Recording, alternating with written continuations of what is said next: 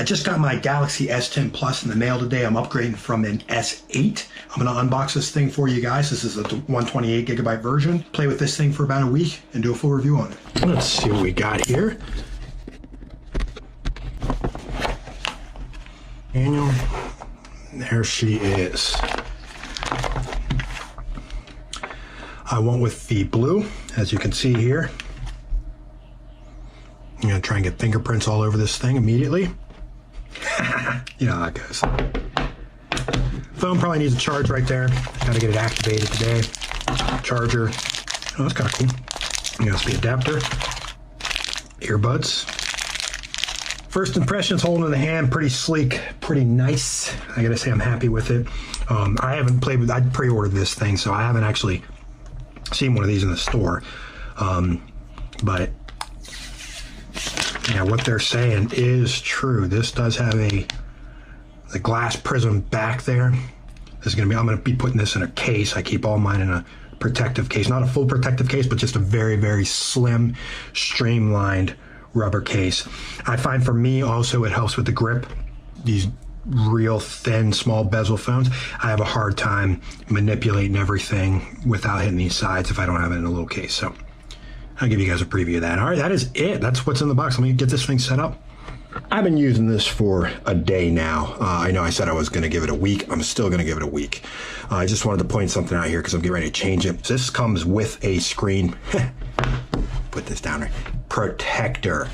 Basically, it comes with a plastic film, one of those cheap screen stick-on films. And I'm going to see if you guys can see here, but basically, the one they put on does not go all the way to the edge. If you see right here, there's a gap between the display and the protector.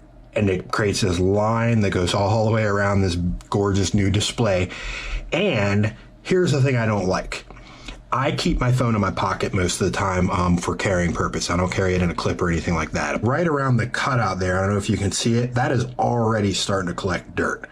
And it makes it so that now when you look at this, instead of this being like a nice clean black display, there's a little oval up there. There's a little distinct oval of dirt collecting. I wanted to film this even though I've only been using this for a day. I'm gonna give it a week and do my review. The film they put on here is coming off, and I just wanted to show you guys why. Oh, yeah.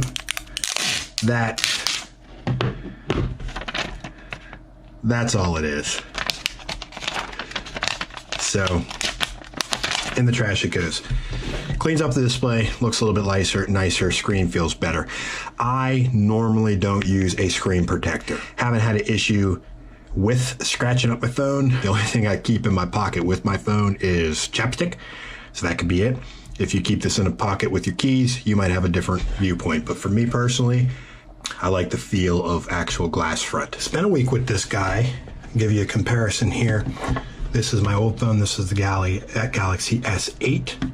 This is the S10. I actually have them both in the same style case. I love this case, but just give you guys a little bit of a size comparison there. You can see it is just a little bit bigger. The edge of this case here is set back. It's out of all the cases that I've tried, this one seems to be the furthest set back, which still kind of incorporates the rolling edge. Using this case with a much smaller lip makes it much easier to get to swipe down. This case also here, shout out to the case, this does have a little bumper here. When you put your phone down like that, your camera is protected. I'm going to talk about some of the big features they touted on this phone, and the biggest one being that thumbprint scanner. Now I will tell you, I agree. Thumb reader is much, much faster. And you'll notice that it does not require the screen to turn on, so it's seamless. So if you were going to use this, and I did program this for both thumbs just to show you, if you were going to use this for your primary way to unlock it, it is very fast. This allows you to rotate. My S8 did not have this feature. It allows you to rotate this, but the thing you'll notice is that with this giant screen and all the screen space, when you rotate, everything shrinks, and there's a ton of just wasted space. I am turning that feature off. It comes default with it off, but I'm going to leave it off because I find that having everything oriented this way and having the larger space, everything's kind of maximized for this orientation. When you rotate it like this, yeah, it's nice to be able to see your stuff rotated, but it makes everything small and kind of jumbles it up. They have changed the way the multiple app split screen works. The way it works is you can get rid of these tabs by flicking them up. If you want to put two in split screen, you press and hold on the app up at the top, and then this menu comes down where app info, open in split screen view, open in pop-up window. You use that to select open split screen, and then you go to the other app that you want to put it in split screen with. It is a little bit of a different way to do this. All the features and everything like that are still the same in the split screen mode. It allows you to adjust plus or minus who gets more domination of the screen by dragging and dropping that blue line. But the way you get into the split screen is a little bit different. And then to close the split screen, you go into the same setup here and then hit the X at the top, and it'll go back to your just single view. And some of the specs I got on it, just some of the basic stuff. I was doing some exhaustion tests on it. I am a heavy user of this phone, and I use this for business. So the screen's on a lot, all my emails, communication. I also use this for navigation constantly when I'm roaming around. I keep the screen on during that time, and I use it for my Pandora. Anytime I'm in my car, that's what I listen to. I listen to Pandora. So it gets a lot of usage out of it. I was getting between 25 and 35 hours out of this battery. Full exhaustion from beginning to dead. Imagine you'll get a little bit more than that in normal use because most people probably don't have their screen on as much as I do, but still pretty impressive for over 24-hour period. I didn't get that out of my S8 even when it was brand new. Imagine that'll drop off some as the battery ages, but it's pretty impressive specs out of the box. The cameras on it are beautiful. This is moving footage with the regular camera.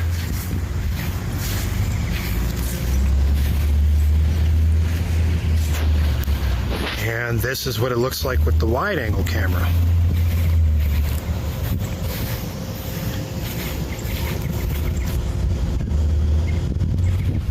A little bit of footage from the selfie cam.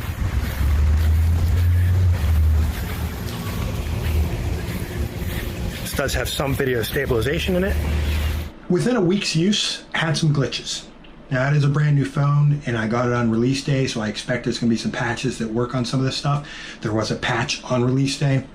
The phone completely locked up on me one time, like froze. I was setting up the thumbprint scanner, and it just completely went unresponsive. I've also had some glitches with the messaging app specifically. It's locked up on me 3 times where I had to clear it out, and it wouldn't respond, wouldn't send messages. One of the times I had to actually reboot the phone to get Messenger to work again. So I'm hoping they send out a patch that fixes the Messenger app.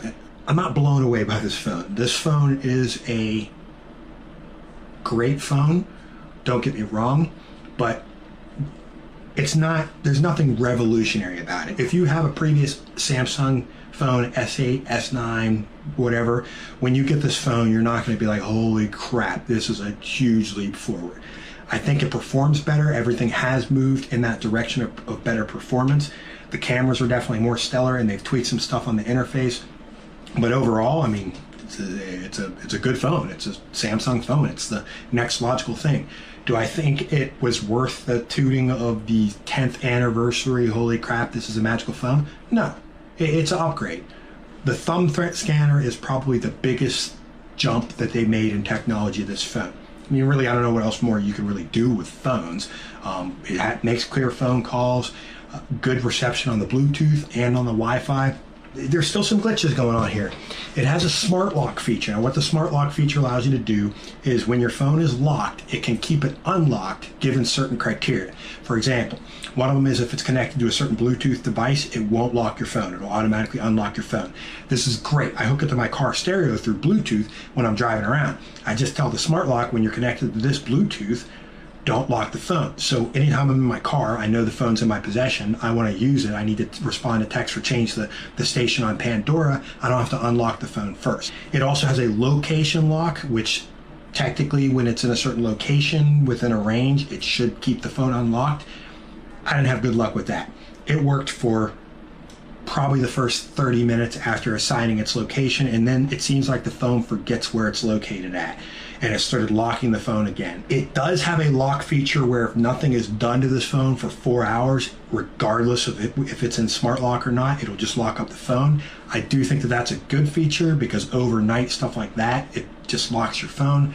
The only downside of that is when it is in your house, if you have it set up to connect to a Bluetooth device in your house and stay unlocked, it's going to lock regardless. The default after a thumbprint is still a PIN number, which means if somebody else in your house, your wife, wants to use your phone, they always can. Even though they don't have the thumbprint, as long as they know the PIN, they can still pick it up even if it's locked and unlock your phone with the PIN number that you give them so they can still access your phone if they need to. And the lock feature also still allows for emergency dialing, as all phones do. It's not going to lock this phone out from somebody dialing 911, so don't worry about your phone automatically locking and then one of your family members can't dial 911 if they need to. You can always dial the emergency numbers even with the lock screen. All in all, I'm happy with this purchase. I'm happy with the upgrade. I'm not blown away. I didn't think I would be because there's really only so much more you can do with a phone. The big thing was this guy was calling it quits. He was getting glitchy on me, so it was time for him to get replaced. He got replaced. It is an upgrade. This phone is better than my S8. I like it better. I also went with the Plus, a little bit larger, more powerful. I was on the fence about getting the S8 Plus, and I kind of wish I had. Probably about a year into the ownership of this device, I kind of wish I had got the S8 Plus. I hope this review was helpful. Just a real basic review of living with the S10 Plus for a week and some of my observations. Thank you guys for watching.